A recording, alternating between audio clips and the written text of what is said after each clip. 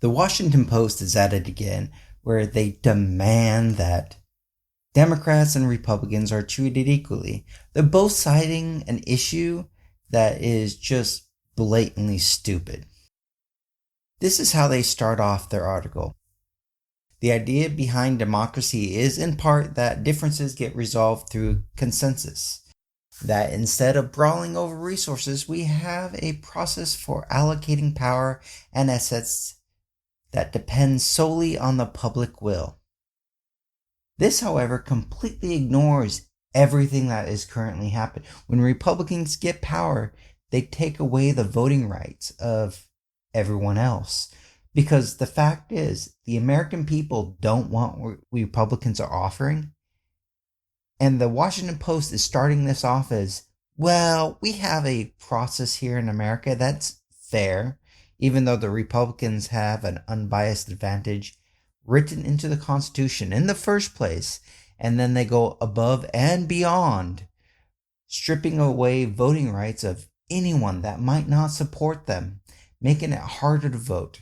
The reason why Texas isn't a blue state is very specifically Texas is a non-voting state because Republicans in the state have taken away your constitutional rights.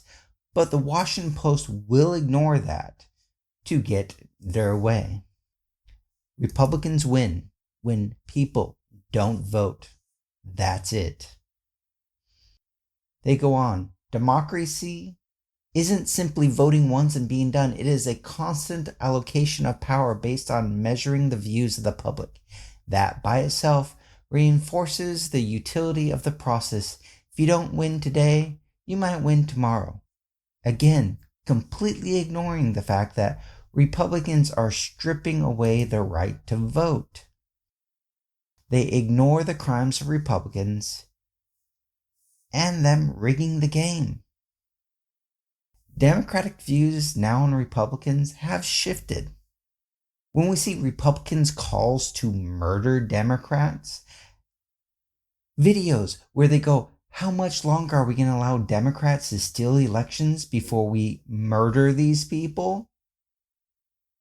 That's why Democrats view Republican as a threat to our way of life. There is a significant difference for Republicans calling Democrats enemies of the United States for decades, whereas Democrats now see Republicans taking up arms and trying to overthrow the United States, Republicans stripping away even more voting rights, electing election deniers, people that were actually involved in the attempted overthrow of the United States. This is who Republicans are putting into office. And Democrats now view Republicans as a threat to the way of life? No. I mean, seriously now. The Washington Post is both sides this issue. If Republicans were straight up Nazis, marching in the streets with Nazi flags, which they are, Democrats call them Nazis, well, Republicans and Democrats both are calling each other Nazis, so what are we going to believe? Now, Democrats' view of Republicans as a threat to democracy and our way of life is up 17 points. Republicans basically stable, down a little bit. Now, those that are older view Republicans as much more of a threat than those that are younger, which can be equated onto those that have more time to actually pay attention to what's going on. Liberals view Republicans more as a threat. That makes sense because, Republicans are trying to strip away the rights that we have fought for the last 50 years. And it's pretty equal for those that with or without a college degree. Now, Republicans, on the other hand, this is a little strange, where those that are older, their views of Democrats as the enemy is up a little bit, whereas those that are younger, it has decreased. Now, there is much that needs to be done on this. The poll is nowhere near as in-depth as it needs to be to give us an accurate reading. The reason why people younger might view Democrats as less of a threat could easily be that Democrats might not be as bad because they don't fear socialism as the fully indoctrinated elders do. They also might not fear gays as much. So, yes, it might be a reason why the older still view Democrats as more threat. It's straight up across the board for conservatives, because that's all that there is in the party. However, those with a college degree see Democrats as much less of a threat than those that are uneducated. So Republicans have indoctrinated their people for decades, scaring them about how Democrats are going to come and get their guns in this next election for the last 50 years. So we need a much better poll to tease out why Republicans that are younger no longer are seeing Democrats as such a threat to America. There are a multitude of reasons why it could be. So let's read his conclusion. The trend towards demonizing the other party is long-standing. The era in which there was a cordial jockeying for power among Americans who have a general shared sense of patriotism and national direction has eroded, if not vanished. Now we are forced to consider these polls results in the grimmest context. When you view opponents as enemies instead of simply competitors, when you view electoral losses as more dire than temporary setbacks, the range of responses to actions you disagree with expands. Now, boy Hardy, is he going without any rationality of the difference between Democrats and Republicans? They're both sides because they view each other as enemies. The Republican Party is the enemy. Let's ignore that Republicans have tried to overthrow the United States and the threats of murders. How about just the terrorism? Now, a 2017 Countering Violent Extremism report from the United States Government Accountability Office finds since September 12, 2001, far-right violent extremist groups were responsible for 62% of the attacks, 73%. Republicans are responsible for most of the terrorist attacks. Now, one would expect that this is a blatant partisan Republican, but it's not. His other articles show that all he is a reporter. He is a normal reporter, and that is the problem. The media has been bending over so far for the Republicans to avoid being told that they're being under attack, that even the moderate, mainstream, and liberal reporters bend over backwards for this. The attack on the Democratic Party isn't just from the hacks. The media has been pushed and distorted for generations. When the media pretends Democrats are losing elections, is because America doesn't want them? How are low information voters going to see that and make rational decisions of who to vote for? When the media puts forward things like this from non-hacks, which that's what the main reporters are, the media is bending the American population to serve Republicans, even if they don't realize it, by putting forward blatantly biased reporting. Biden, when he was a candidate, said, "There will not be another foot of wall constructed in my administration." So what changed? We are not finishing the wall. If walls work in that part of Arizona, is this the administration trying to get migrants to cross somewhere else, like in Texas? What is the plan?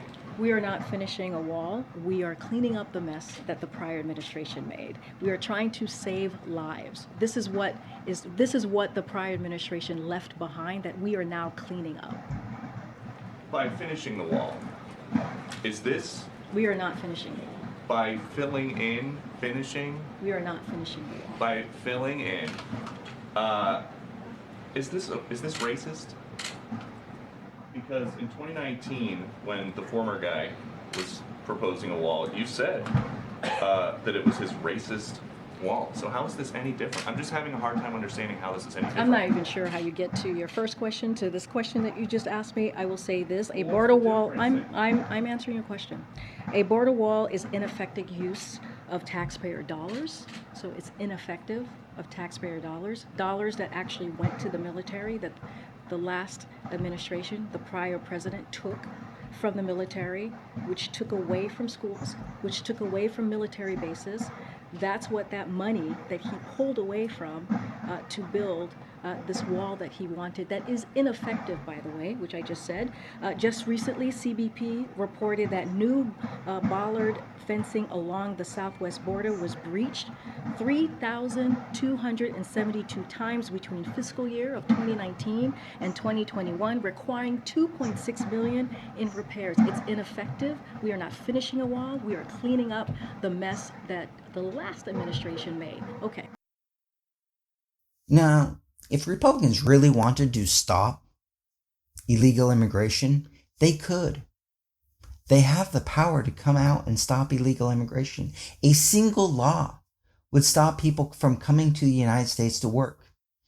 If the businesses had to verify that you're allowed to work in the United States before they could hire you, there would be no illegal immigration. Because they're only coming here to work. It's absurd that anyone in the media takes them like they actually care about this issue. What they actually want to do is create a permanent underclass that they can attack and demonize. So they cut your wages. Having illegal immigration in the United States allows corporations to not give you pay raises. That's it. It's very specifically to serve their media and their big business overlords. That is all the Republicans care about. And getting elected.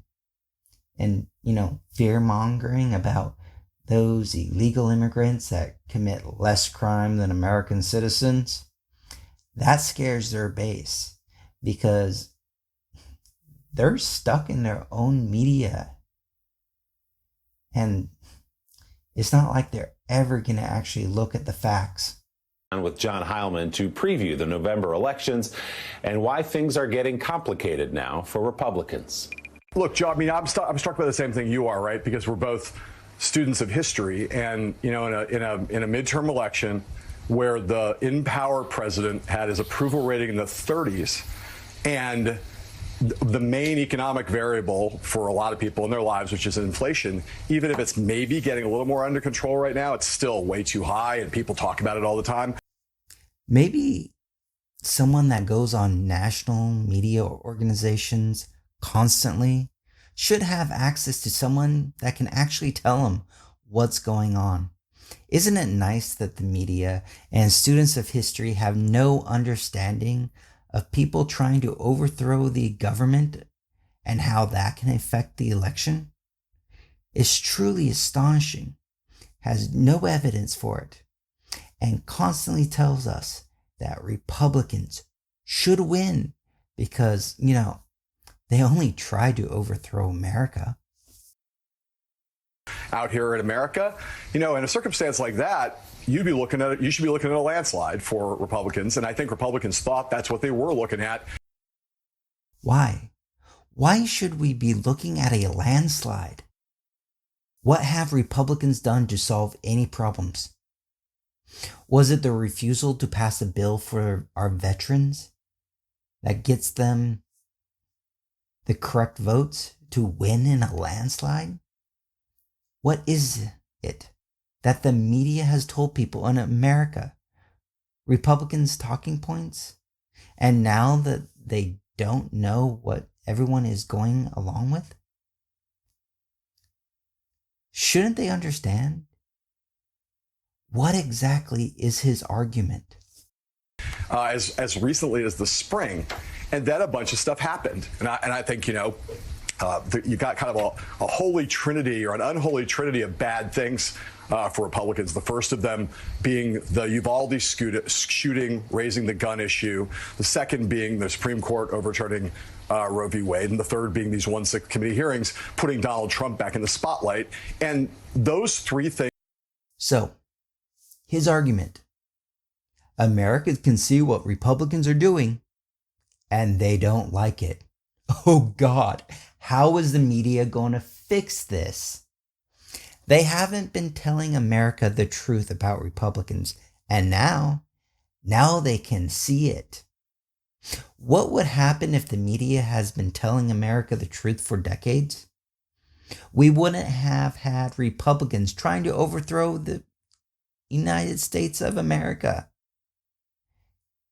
That is what would have happened. Things have created not just a messaging opportunity for Democrats who do want to knit them together and turn them into a national message about Republicans being the party of extremism, but even before Democrats have effectively done that, if they ever effectively do that, a lot of people in the country see it on their own. And Hey. Can the Democrats do this? I'll make sure they'll fail. That's what he's saying. Can the Democrats create a narrative to break through the media to get to the American people? Not while this guy's in charge, and not while a Republican hosts hours on MSNBC, the so-called liberal network.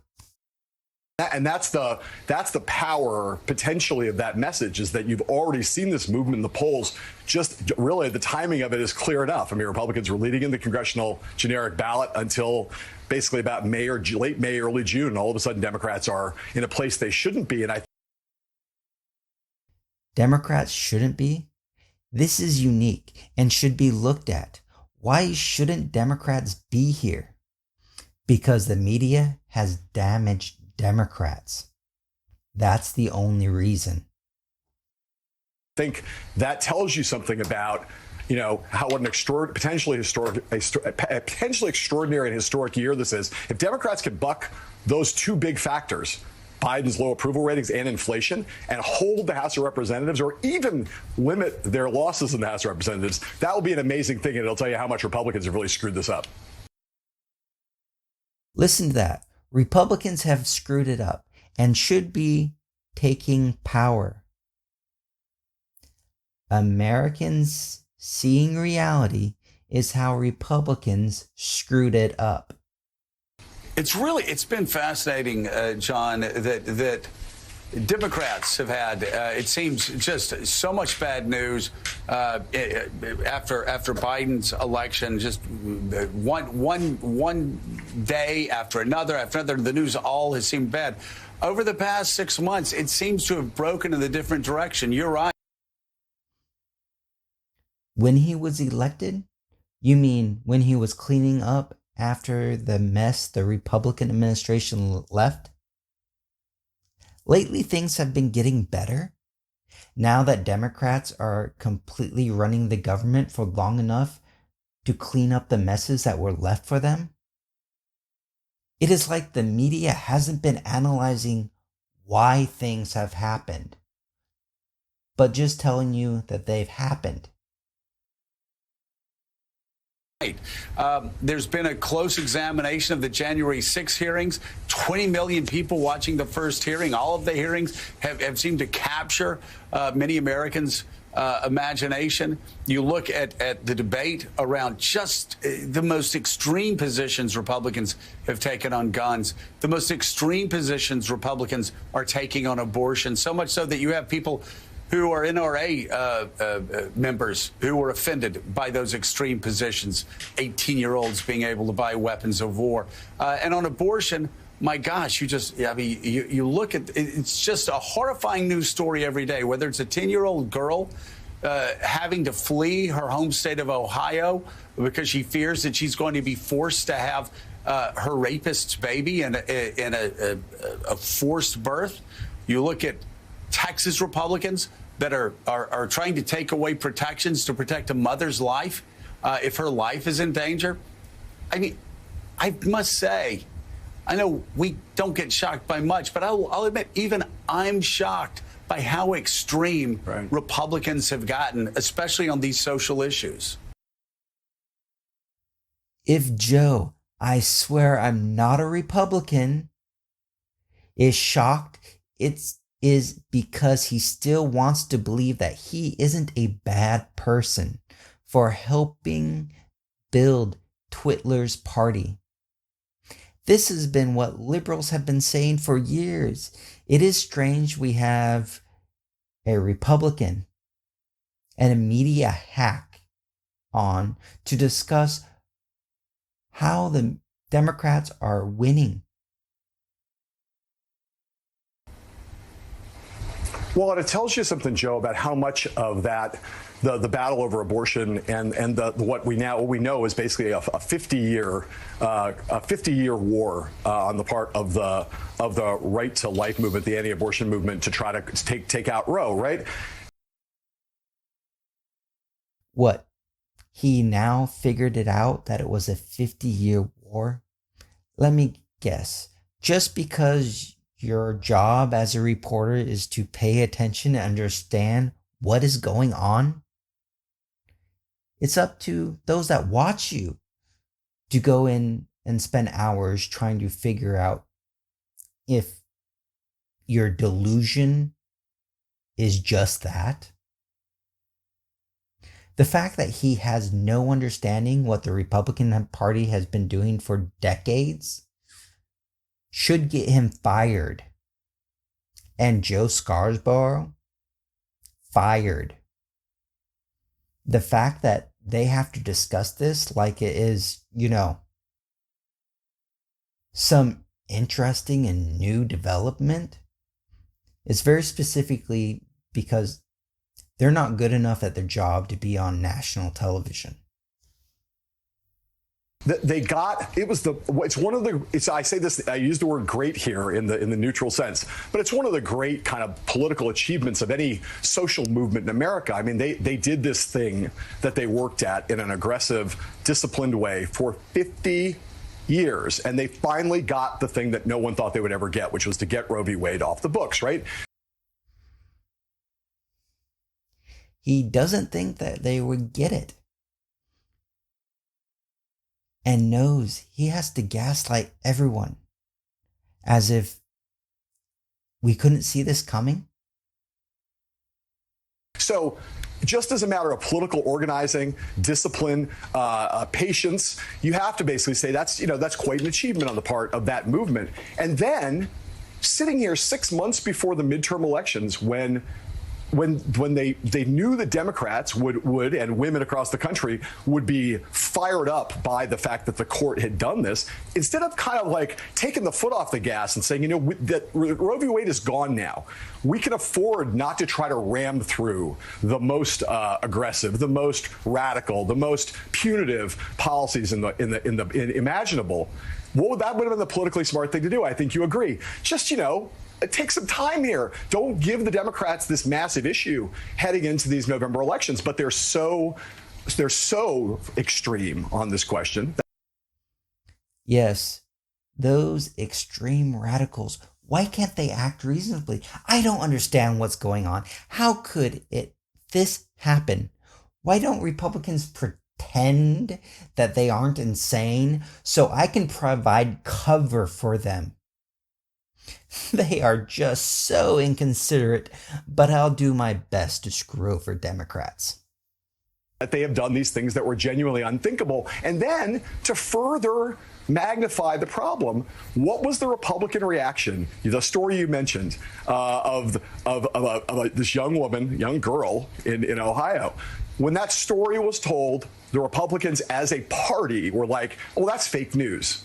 They tried to denounce the story and claim that it couldn't possibly be true, which is like every political instinct this party has right now is self-defeating and self-destructive. And again, I think it presents, Democrats no one feels like Roe v. Wade being struck down as a lucky thing, but from a political standpoint, it has created an incredible opportunity for Democrats. And the question now is whether they're going to be able to knit all these messages together and really nationalize this election around Republican extremism. If they can do that, like I said before, it might be, this might be one of those historical anomalies that we've been seeing an awful lot of lately in the last 4 or 5 years. Yeah. Democrats won't be able to knit this thing together because people like me will continue to tell the Democrats they're overreacting. What the media does is report on what people say. And they will continue to do that until that they replace them with more pro-Republican journalists. Exactly. We've talked about extreme issues that are out there front and center these days, but also extreme candidates. And we've seen this story before, too. We, of course, remember Todd Aiken, the guy that Claire McCaskill beat in Missouri, who I believe he said you couldn't get pregnant if you were raped. Christine O'Donnell, I am not a witch. Richard Murdoch, there were Sharon Angle, there were a lot of candidates that were to the far right.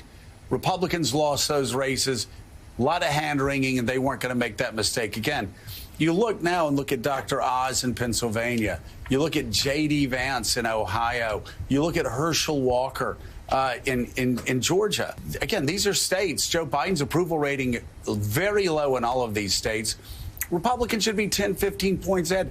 They're behind in the polls, and they're getting crushed in fundraising. So it's not just the extremes when we're talking about the issues. It seems the Republican base in these swing states have also selected really extreme candidates, and it looks like they're going to do it in the Arizona Senate race as well.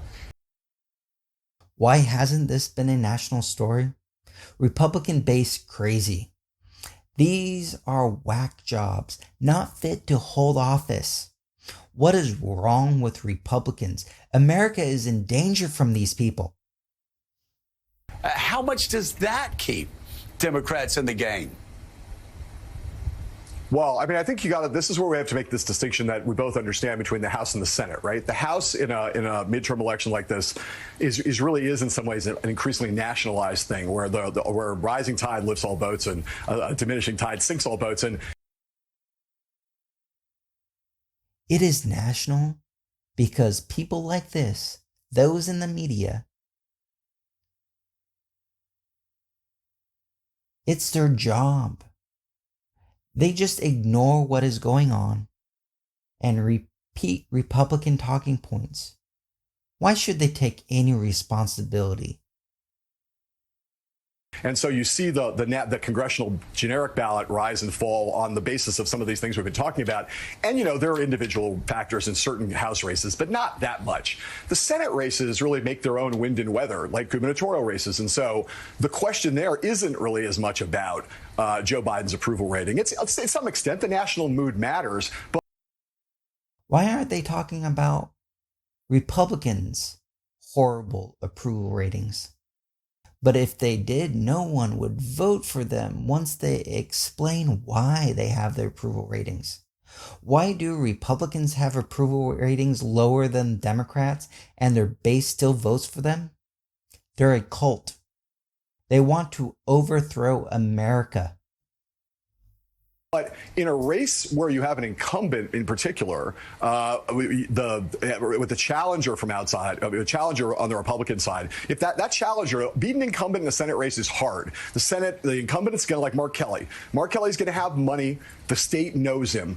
If you want to beat an incumbent, even in a purple state like that, even in a year that should favor Republicans, you got to put up a good challenger, if not a great challenger. So if you put up an extreme challenger, it really matters and can really change the balance. And then you think about some of these other races you're talking about. Candidates matter a lot. Candidate quality in these races matters. And so, how bad is Dr. Oz? He's getting beat right now by a candidate who had a stroke and couldn't and wasn't on the campaign trail in an active way for the last few months. How bad is Herschel Walker? He's one of the most famous people in the state of Georgia, and yet he's become very quickly a laughingstock.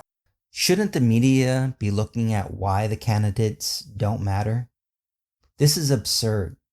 If the candidates not mattering was a thing, the media should look deeply into that.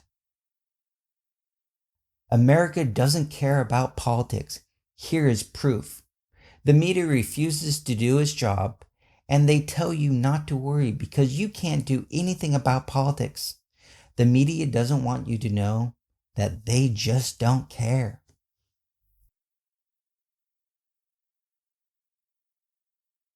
If it is the national mood and the entirety of what is going on for the House, then the news articles should be Republicans in the House are trying to overthrow America, refusing to support anything that will help, and why are they throwing America under the bus?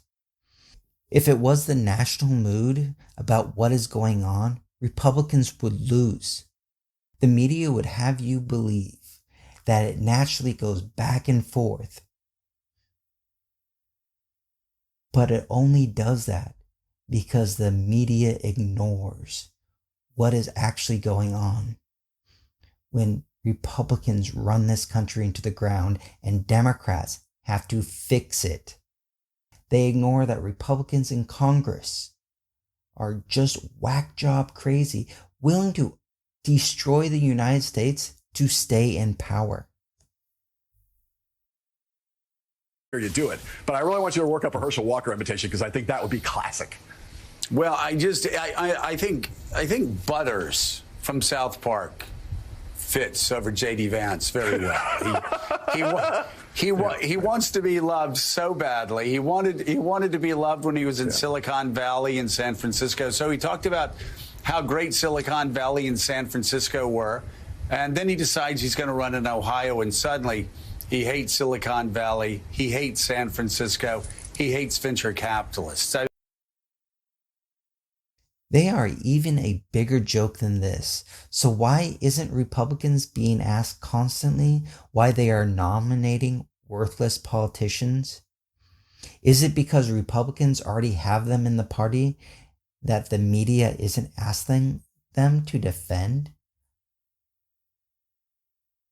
Green anybody? Herschel Walker is a failure and completely worthless. So why isn't every single Republican having to answer the question why they're constantly nominating these people? Is it because Republicans literally have no idea what's going on and they just assume anyone that the media doesn't like is someone to vote for? I mean, it's, again, but let's tie these together. You have Carrie Lake, an extremist, an extreme Trumpist who is running in Arizona for governor and leading right now. She was an Obama supporter, right? And then you've got Dr. Oz. He was a big Democrat. He was Anthony Fauci's biggest cheerleader even a couple of years ago. And then, I mean, you can go to all of these. And J.D. Vance, this same there, said Christians can't vote for Donald Trump. It would be bad for their witness. Right. What? Republicans are just in it for power? That would be a great news story and hours of eyes glued to the TV. It also wouldn't take any real work, now would it? And of course, this all starts with Donald Trump, who, as you and I both know, yes, he just despised religious conservatives. He despised conservatives. The guy was a pro-choice, pro-gun control Democrat. So it seems all of these Democrats that have gone hard right and gone pro-Trump, they're lifelong Democrats. I mean, you remember Trump, he gave money to Hillary Clinton and Nancy Pelosi and Chuck Schumer. He was for legalizing drugs at one point. He was for national health insurance at one point. Donald Trump was, I don't really think Donald Trump ever believed anything really about almost anything. But there's no doubt that if you looked at his record before he ran for president, you look back and you go, why is that guy running the Republican Party? That makes no sense. You look back? Why would you look back? Here is something that reporters should do. Look into things and figure out at the time, does this make sense? So right now you could look into Republicans and say, this does not make sense. No, it doesn't. He was like, cosmopolitan New York, liberal, more or less. And you're right. So it just speaks to another way in which the Republican Party no longer stands for anything. It's in each one of these races, and you can mock this if you want because some of these people are clownish. Okay, so his entire argument up to this point is that Republicans that don't actually support anything and don't care about anything that they say should be winning, but the American people now are paying attention.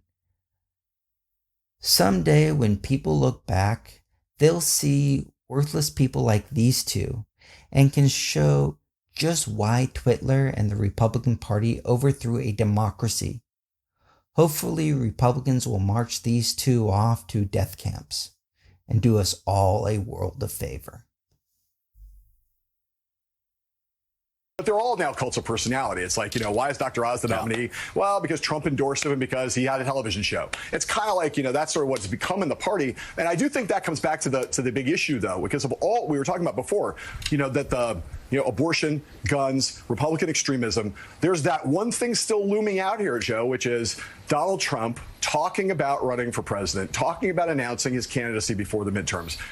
He is still the 800-pound gorilla in American politics, and his presence on these hearings has changed the calculus for Republicans, has helped Democrats, and I think if he decides to throw himself in the race, Mitch McConnell gonna be on suicide watch.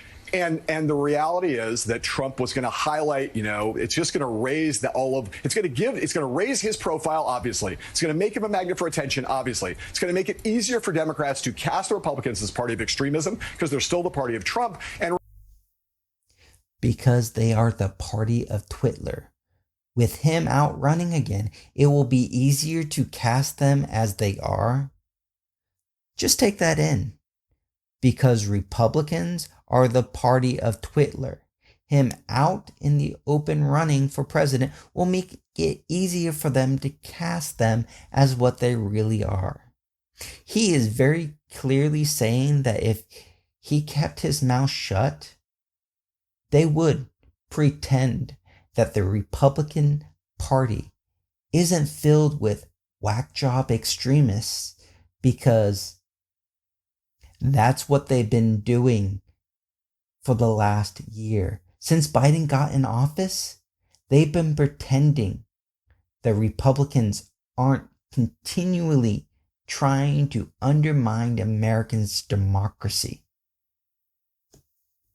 remember, when did the Democrats last pull off a huge midterm that no one thought they would pull it off? Because back in 2018, when you had that blue wave, why did it work for them? Because they nationalized the race around Trump and extremism. And there are a lot of Democrats sitting around right now praying in the same way that McConnell's praying that Trump stay out of the race. A lot of Democrats are like, please, dear God, Donald, please announce quickly, as soon as possible. We'd like to get you in this race. It'd be the best thing that could happen to us of this year.